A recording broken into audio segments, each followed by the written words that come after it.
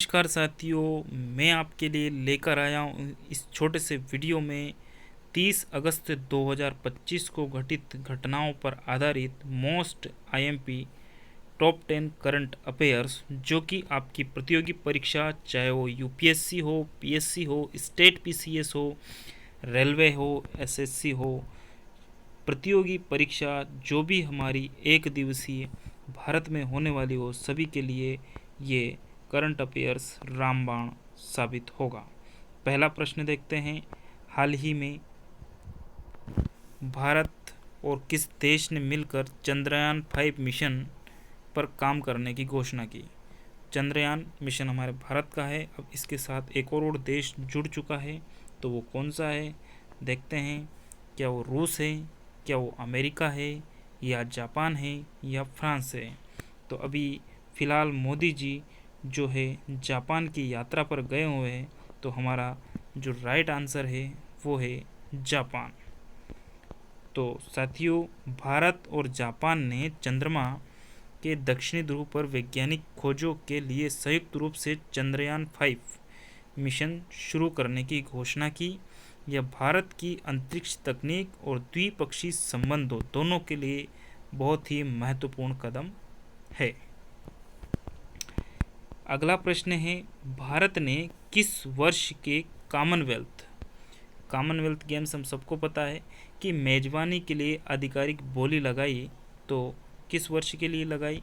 2028 के लिए, 2030 के लिए, ऑप्शन सी 2032, ऑप्शन डी 2036। तो ये बोली लगाई है भारत ने ऑप्शन बी 2030। 2030 के लिए भारत ने कॉमनवेल्थ के लिए बोली लगाई है। अहमदाबाद से भारत ने 2030 के कॉमनवेल्थ गेम्स की मेजबानी की आधिकारिक बोली सबमिट की है। इसे 2036 ओलंपिक की मेजबानी की दिशा में अहम कदम माना जा रहा है। अगला प्रश्न है, भारत और जापान ने किस परियोजना में सिंगल कार्य शुरू करने पर सहमति दी है? Option A Chennai Bangalore high speed rail, option B Ahmedabad bullet train, option C Delhi Varanasi highway, option D Chennai port project. तो इसका राइट आंसर है option B Mumbai Ahmedabad bullet train.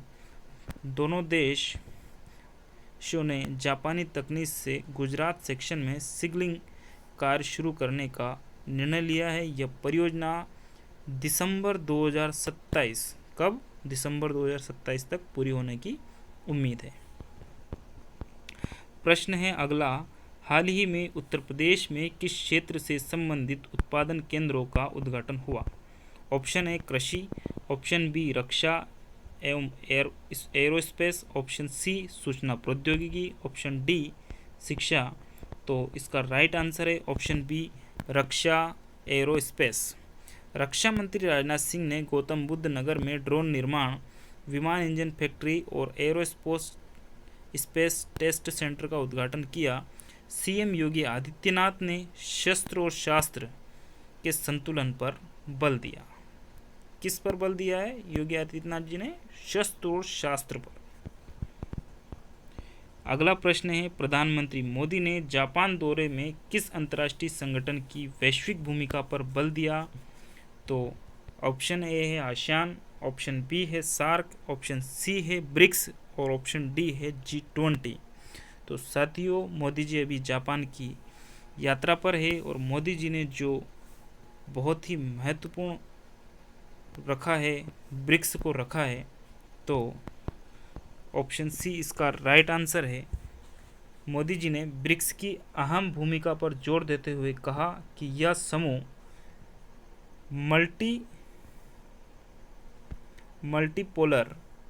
Multipolar दुनिया बनाने में अहम है, भारत और जापान के संबंधों को मजबूत करता है। अगला प्रश्न है, हाल ही में किस झील के गेट खोले जाने से चंडीगढ़ में बाढ़ जैसी स्थिति उत्पन्न हो गई? पहला है डल झील, दूसरा है वेम्बनाड झील, तीसरा है सुखना झील और चौथा है लोकटक झील। तो इसका राइट आंसर है ऑप्शन सी सुखना झील। सुखना झील अचानक जल स्तर बढ़ने से सुखना झील के गेट खोले गए, जिससे कई रास्ते डूब गए। प्रशासन ने आपदा प्रबंधन के उपाय तेजी से कर दिए। और प्रश्न नंबर 7 है, अमेरिकी अदालत ने हाल ही में किसके लगाए गए कई टैरिफ को अवैध करार दिया है? Joe Biden, Barack Obama, Donald Trump या जॉर्ज बुश? प्रश्न ध्यान से देखिए सर। तो अमेरिका की ही एक अदालत है, उसने हाल ही में किसके लगाए गए टैरिफ को अवैध करार दिया है? तो हम सबको पता है कि वर्तमान में अमेरिका के राष्ट्रपति है जो बाइडन, उन्होंने भारत पर 50% टैरिफ लगाया है। अमेरिकी अपीली अदालत ने ट्रंप के कार्यकाल के दौरान लगाए गए या कई आपातकालीन टैरिफ को असंवैधानिक करार दिया है।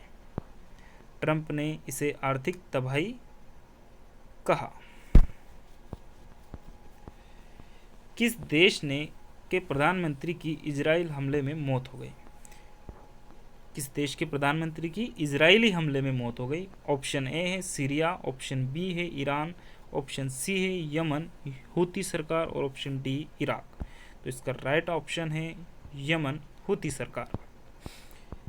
सना में हुई, जो कि यमन की कैपिटल है, सना में हुई इजरायली हमलों में यमन की हूती सरकार के प्रधानमंत्री और कुछ मंत्री मारे गए। यह पश्चिम एशिया में तनाव और बढ़ सकता है इस कारण से।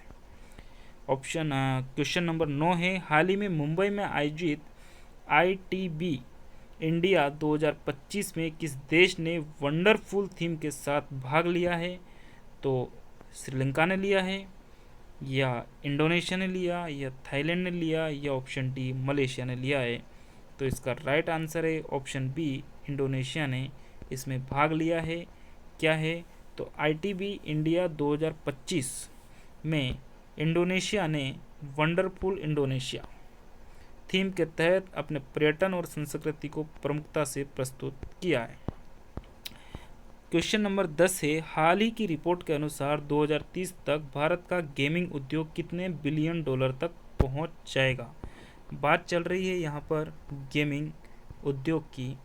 तो ऑप्शन ए है 5 बिलियन, ऑप्शन बी है 10 बिलियन, ऑप्शन सी है 15 बिलियन, ऑप्शन डी है 20 यानी कि 20 बिलियन। तो राइट आंसर है ऑप्शन सी 15 बिलियन यानी कि 15 बिलियन। भारतीय गेमिंग इंडस्ट्री 2025 तक दुनिया की शीर्ष 5 इंडस्ट्री में शामिल हो चुकी है और 2030 तक 15 बिलियन तक पहुंचने की उम्मीद जताई जा रही है।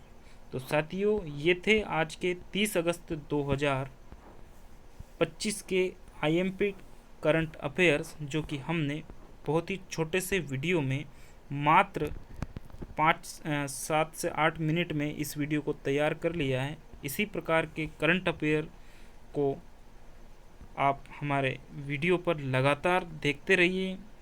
वीडियो अच्छा लगा हो, जानकारी यदि पसंद आई हो तो चैनल को सब्सक्राइब करना बिल्कुल ना भूलें। अपने साथियों में शेयर करें। खुश रहें, मस्त रहें। बहुत बहुत धन्यवाद, आभार।